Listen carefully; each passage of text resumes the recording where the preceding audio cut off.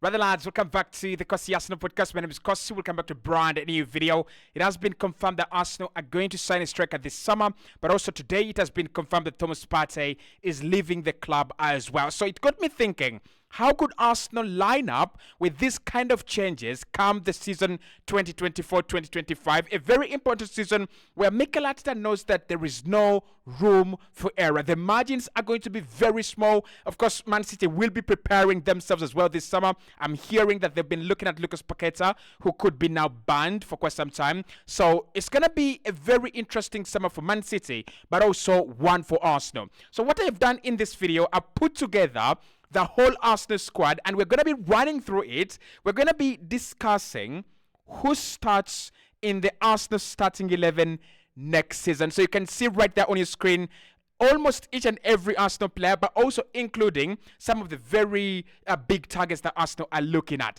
Who gets into our starting 11 next campaign? Who do you love to see? Who do you love to see dropped? Who do you love to see keep their position in the starting 11 from this season? For me, there are two changes that I would love to see in the team. One, I want to see a new left winger. Whether that could be Rafa Leao or Kvaratskhelia Kvaratskhelia, or even if it's Anthony Gordon. I would love to see, maybe not Anthony Gordon, but I would love to see a change on the left wing. I would either love to see Leandro Trossard starting more games as our main left winger, or I would love to see a new signing come in, someone who can raise the levels on the left-hand side. The other thing I would love to see in this Arsenal side, I don't know whether it's going to happen. But I would love to see a prolific number 9. I would love to see a big center forward. But according to news and according to where the stories are actually heading, it doesn't seem like Arsenal are going to sign a big center forward. So hit the like button. How do Arsenal set up next campaign? Now, in goal, I think this is where we have a very defined option, and that is David Raya. I think Ramsdale will leave. It has been confirmed by many of the trusted sources that I trust before publishing. David Raya is going to be the number 1. I don't think we're going to see a lot of changes. Arsenal looking at a second goalkeeper in terms of a backup, because Ramsdale is going to be leaving. But in terms of who is going to be Arsenal's number 1, for me, for the next 5 years, I'll be very surprised if it's not David Raya. Now, of course, Spanish goalkeepers, Madrid could come in for him. Barcelona could come in for him. Those things happen. But apart from that, I expect Raya to be at Arsenal for at least the next 5 years, and that shouldn't change. So next season, our number 1 is sorted. At right back, we have 2 contenders, and we could actually have a new name. Right? So when you look at these two, Takehiro Tomiyasu, in my opinion, is going to shift back at right back, and Ben White as well. These are the 2 players that are going to be competing for this position. And I would love to add another name in there, right from the transfer window, but I don't think that's going to happen. I don't think Arsenal are going to sign anyone from the transfer window. But one other player that I would add in would be Jurriën Timber. So I think these 3 will be Mikel Arteta's preferred options when it comes to who plays in at right back, right? Who plays in at right back. I think these 3 are going to be the preferred options. Obviously, Jurriën Timber can play at left back, and Tomiyasu can play at left back as well. But if White doesn't have a season as good as what he has had, then we might see a change. So in the final lineup, I think in goal, we go with David Raya. This is already confirmed. I don't think we're going to see any big changes there. So David Raya will stay in goal. And at right back, I think White stays there. You just can't change him because after such a very good season at right back. And I think England, however much they're very angry and very pissed, they know that this guy should be on the plane to play for England in the Euros because he's such a very good player. So we've gone with Ben White at right back, and we've gone with Raya in goal. So that means we can get rid of Jurriën Timber, who I think at right back, I don't see him there. Now at left back, we almost have the same options: Tomiyasu, Timber, Kivio, and a new addition this time in João Hato. And I think João Hato is one to keep your eyes on. Right? It's a deal that Fabrizio has said Mikel Arteta loves Hato, and Arsenal appreciates him. it's one to keep your eyes on. So Jorah Hato is one player Arsenal are really interested in, and is one player that we might see come in at Arsenal probably before the end of the summer.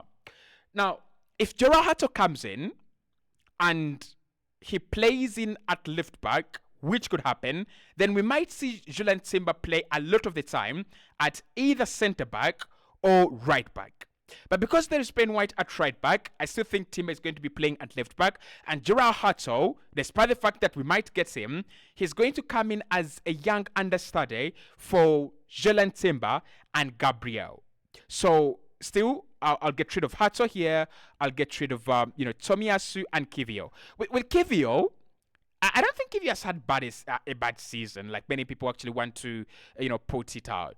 I don't think he's had a bad season. What I think with Jakub Kivio is that he would love to play more at centre back, and he would be more comfortable more at centre back rather than at right back. Rather than at left back. That is number one. And secondly, I think what Mikel Arteta wants from him, he cannot provide. He's not that kind of guy that is, more of comfortable playing in a back three. He actually wants to play in a back four at centre back. So I still think at left back, we will see Julian Timber getting a lot of minutes right there. So no changes in the starting 11 yet. At centre back, this would be your preferred options, Gabriel and Saliba. What I'm hearing is that Saudi Arabia is very much interested in getting Gabriel. So we might have a summer where we have to keep attention and interest of Gabriel. And I think I love what Charles was saying.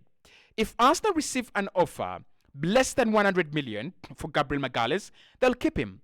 But what if Saudi Arabia decide to bring money above 200 million? What if they go crazy like 150 million for Gabriel? Do you keep him? In my opinion, we might actually have to sell. But I'm not talking about selling. I think these are our two best options at centre back. However, there will be other options. I think Jorah Hato is one player to consider. I've seen AFTV including him in their team next season. I think Takara Tomiyasu at centre back is another shout. Didn't talk about Alexander Zinchenko left back. Obviously, I don't think he's going to be a big contender. Jakub Kivio at centre back as well is another name. But if we keep Saliba of Madrid and we keep Gabriel of Saudi Arabia, I still think Hato will be in between here and Kivio will be out of the starting 11. Why I think Hato will be in between here, it sounds to me that whenever Saliba is out of the starting 11, we will have White tucking in, right? Timber coming into right back and Jorah Hato playing at left back. That's why Mikel Arteta really, really wants to get this guy. But also, because he's such a very good left-footed player, if Gabriel is out of the starting 11, then we'll see a lot of Jorah Hato, right? So he's still young, he's just 18. I don't expect him to come and displace Gabriel. So Gabi and Saliba at centre-back, that will be your centre-back pairing still next campaign. So let's add them there. Gabriel Magalhaes, part of the left defensive options, and William Saliba, who you could say has been the best defender in the Premier League this season, part of the best, part of the right defending options at Arsenal. Now it gets interesting. It gets interesting here. Now in midfield, Thomas Partey has been confirmed to be leaving. Obviously, you have Jorginho right there, and you have Declan Rice. But we know that Declan Rice is going to be playing more of an 8 role, and Jorginho cannot play for you 38 games in a campaign, plus around 20 games in the Champions League new format, plus around FA Cup 20 games, maybe 10, and maybe Carabao Cup. So we need a new name. And Albert Sembele-Konga has been told he should be leaving Arsenal. So Partey, is leaving. Jorginho cannot be your main guy, or he can be your main guy, but not throughout the whole season. So you need someone more reliable. So I've got two options here for you: Bruno Guimaraes and Martin Zubimendi.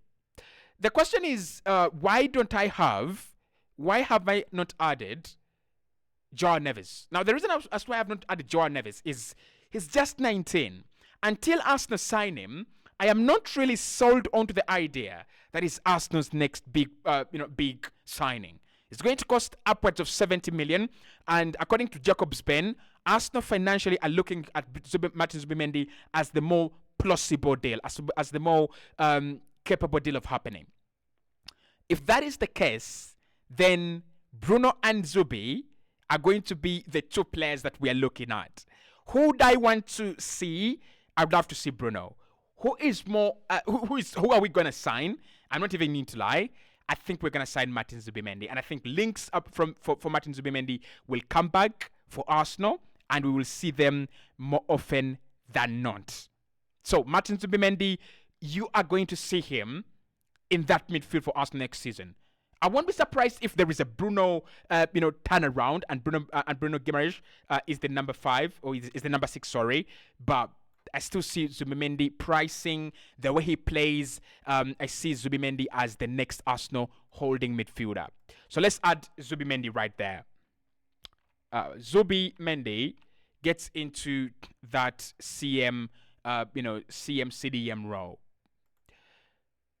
Then you've got Martin Odegaard and that attacking spot on the right hand side. There is Martin Odegaard there. There is Kai Havertz, who could be a contender because Arsenal are trying to sign a number 9. But they also have Fabio Vieira. And this is Fabio Vieira. So you have these 3. With Fabio Vieira, I am very convinced that he's going to stay at Arsenal. Why? I kind of feel like Mikel believes in him. And I also think Fabio Vieira might be your kind of Jack Grealish. Grealish at Man City, if you think about it, didn't have a lot of, good times when he had just gone there, but eventually he caught up. So I think Fabio Vieira, this would have been his season. Don't know what really happened, but next season, especially starting with this preseason, we might actually get him in the starting 11. Okay, so I think Fabio Vieira is a big shout for this position, very, very big shout, and I won't be surprised to see Odegaard maybe shift or maybe Fabio Vieira take up this role. But I still think he's a big shout. I think with Kai Havertz, I don't see him as, a competitor to Odegaard, basically. I see him more as a helper to Martin Odegaard. So I think Odegaard will play, in this attacking spot right on the right-hand side alongside Ben White. Now, on the left, again, you have Kai Havertz. You have Declan Rice, 100 million. I think this is pretty much nailed on. But you also have Fabio Vieira as well. And Leandro Trossard, who we know has played there. I hope I have Leandro Trossard there. So you have Leandro Trossard as well. That is in midfield. This is midfield. Midfield, left position. And I think this one is kind of, again, nailed on for Declan Rice. I wouldn't be surprised to see Fabio Vieira play there. I won't be surprised to see Trossard, play there. But I still think this is nailed on for Declan Rice. And this is nailed on for Martin Odegaard. So we're going to see a midfield 3, more potentially Zubimendi, Odegaard, and Declan Rice. And I don't think that is actually a bad midfield. My problem with that is it lacks Thomas Partey's physicality. But of course, Martin Zubimendi is such a quality player. If you get him, you have a very good midfielder. So let's add those two to our starting 11 still. Zubi is in midfield. So let's go with Odegaard. Let's go with Odegaard. Okay, that's a wrong spelling of Odegaard. Martin Odegaard and Declan Rice. I think that doesn't change, and it shows the amount of work Arsenal have done with this, current squad. Because many times you would want to have a new setup. Many times you'd love to have, a lot of changes to the starting 11 to make your team better. But I don't think Arsenal are going to have or need many changes, right? So in the attack, this is again another point of real contention. Because for me, I want 2 changes in attack, and Mikel Arteta is not going to have that, So he's going to do 1 change, or even no changes. I won't be surprised to see next season Kai Havertz, Martinelli, and and Saka. So on the right hand side, I think Saka is pretty much nailed on here. I don't want to waste my time. But the other options that we are going to have on the right hand side is Fabio Vieira, who Mikel Arteta has tried there in that kind of Bernardo Silva role, or maybe, Phil Foden role, kind of like that. We have also seen Gabriel Martinelli play there towards the back end of the campaign, but I don't think I was really, really impressed. So this is Saka, right hand side. On the left hand side, you have Gabriel Martinelli there. You have Leandro Trossard there, right? You have I don't think Fabio Vieira is going to be playing there. So Trossard, not Kai. Trossard. I don't think Vieira is going to be competing for this one. I don't think Emil Smith-Rowe is going to be competing. I think Emil Smith-Rowe would be leaving. I still think Smith-Rowe would be leaving. So as part of that left hand, I am thinking Arsenal could go for a player like Rafa Leao. And I'm not going to go with Kavica Kvaratskhelia. But I think a player like Rafa Leao would be a very, very good option, right? But of course, Rodrigo or Kavica Kvaratskhelia, that would be another nice shout. So I would, for me, exclude Gabriel Martinelli from the left-hand side. And I would consider Rafa Leao and Trossard, or any other new signing that Mikel Arteta thinks would do the job, and Leandro Trossard. Because we don't know who the new signing is going to be, I'll exclude the new signing and I'll go with Leandro Trossard. I would love to see Trossard given enough time because he deserves it. He really, really, really does deserve it, right?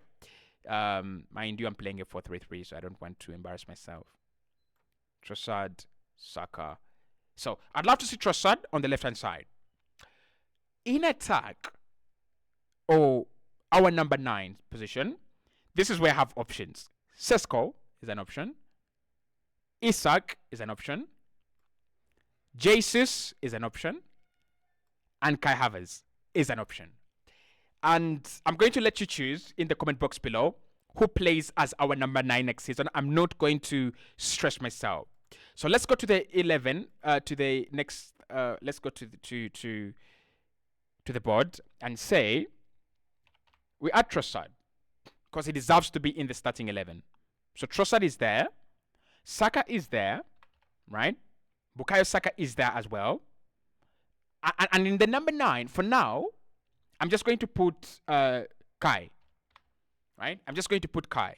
But just let me know who you think should be starting for us here, right? Because this would be a very good starting 11. Not big changes, no big changes. Actually, in terms of going to the market, it means Arsenal would have added just one player. From last season, about 2-3 changes. Leandro Trossard becoming more permanent. Declan Rice, consolidating as an 8. Julian Timber coming back from injury and starting over Zinchenko, right? Those would be the changes. And of course, Martin Zubimendi in that midfield. So let me know what you think about this starting 11 and whether you think Arsenal could win the Premier League with that.